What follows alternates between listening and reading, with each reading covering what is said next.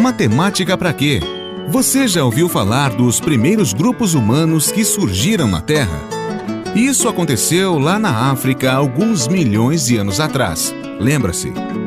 O que pouca gente comenta é que já naquele tempo era importante saber contar. É claro que não era uma conta cheia de números, muito menos letras, como as que fazemos na escola hoje em dia. Era mais um censo numérico.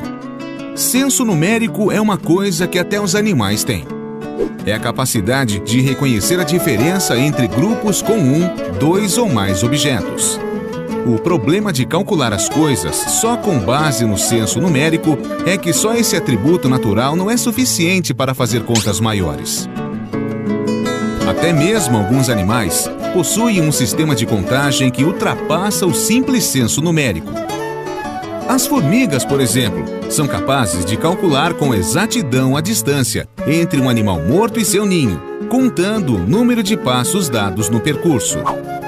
Curioso mesmo é o caso de uma espécie de cigarra, da família das Magicicada, que vive em túneis debaixo da terra e só sai uma vez na vida para acasalar e morrer, no aniversário de 13 ou 17 anos. Por que será que isso ocorre sempre em um número primo, ou seja, divisível apenas por um e por ele mesmo? Ao longo da história da humanidade, diferentes necessidades levaram os seres humanos a desenvolver formas mais eficientes de fazer contas, medir as coisas e realizar muitas outras ações que só depois de um tempo passaram a ser reconhecidas como matemática. E muitas vezes os avanços em uma região do planeta também ocorreram em outra parte, sem que um grupo soubesse do outro. Os primeiros sistemas de contagem eram bem simples. Quando os guerreiros saíam para a batalha, por exemplo, cada um colocava uma pedra em um cesto. Quando voltavam, pegavam de volta as pedras e a quantidade restante representava quantos foram mortos. Há cerca de 30 mil anos, os seres humanos começaram a desenvolver maneiras mais eficazes de contar. Uma delas era riscar traços em ossos de animais. Aliás, acredita-se que esses rabiscos nos ossos deram origem a um dos sistemas numéricos mais conhecidos, os números romanos. Mas o sistema numérico romano tinha uma falha muito grave. Não tinha o zero. O nada chegou a ser representado por muitos povos anteriores aos romanos com símbolos especiais que identificavam o início de um número. Mas a ideia do zero, ou seja, um número para representar a subtração de um número por ele mesmo, só surgiu há aproximadamente 1800 anos na Índia. Se os romanos não conseguiram descobrir o zero, pelo menos desenvolveram uma maneira de fazer operações aritméticas que deu origem à palavra calculadora. Eles usavam uma tábua com buracos nos quais colocavam pedrinhas, cada espaço representando um valor numérico. Quando falavam sobre fazer uma conta, diziam cálculos ponere, que significa colocar pedrinhas. Muito do conhecimento dos romanos ligado à matemática, na verdade, foi herdado a eles de civilizações anteriores. Por exemplo, as formas de quantificar as grandezas com base no tamanho de pés, palmos, polegadas e na distância entre a ponta do nariz e a extremidade do dedo médio, o côvado, teria origem no Egito. Pouca gente sabe, mas muitas das coisas que fazemos hoje, relacionadas à matemática, surgiram lá na antiguidade. Se ainda contamos o tempo com base no número 60, é porque herdamos isso dos sumérios, um dos povos mais antigos que conhecemos e que ocuparam a Mesopotâmia. Para nós, a existência de sistemas de medida padronizados é algo comum. Podemos estimar o tempo de uma viagem em horas ou minutos e a distância em metros ou quilômetros.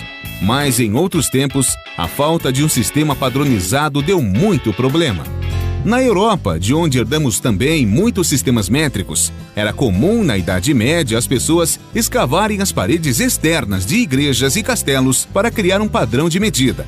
A marcação passava a servir para consultas e era respeitado por ser ligada à Igreja Católica ou ao rei. Para acabar com esse tipo de costume, o rei Eduardo I da Inglaterra estabeleceu, em 1305, um padrão para uma polegada. Esta medida seria igual a 3 grãos secos de cevada dispostos lado a lado em seu comprimento máximo. Apesar dessa tentativa do rei Eduardo e de outras iniciativas de soberanos europeus, naquele tempo, a Europa era dividida por propriedades chamadas feudos, onde o dono era o soberano e podia estabelecer o sistema de medidas que quisesse. Por isso, as padronizações mais importantes para a Europa e que depois nós herdamos só foram feitas em 1791, com a Revolução Francesa, que acabou com o poder dos soberanos. Após tomarem o poder da monarquia, os republicanos definiram um novo calendário e mudaram diversas unidades de medida. Uma delas foi a de comprimento, que era por braça, pé, polegada e outras, e foi substituída pelo metro, palavra derivada de metron, que significa medida em grego. Assim como os sistemas métricos, muitas vezes não nos damos conta da importância do desenvolvimento da matemática em nossas vidas. Graças a todo o conhecimento matemático desenvolvido pela humanidade ao longo de sua história, temos hoje computadores avançados, meios de transporte velozes e muitos benefícios, além de sermos capazes de resolver questões vitais como: qual é o impacto do efeito estufa na temperatura média do planeta? Há algum risco de um asteroide se chocar contra a Terra? Por que o pão sempre cai com a manteiga virada para baixo? Acreditem ou não, um físico apresentou uma explicação científica para essa pergunta. Para isso, usou cálculos matemáticos, mecânica básica e muita criatividade. Em 1995, Robert Matthews apresentou um estudo segundo o qual as mesas nas quais costumamos apoiar o pão para passar manteiga têm altura exata para que o alimento, ao cair, vire no ar deixando a manteiga para baixo.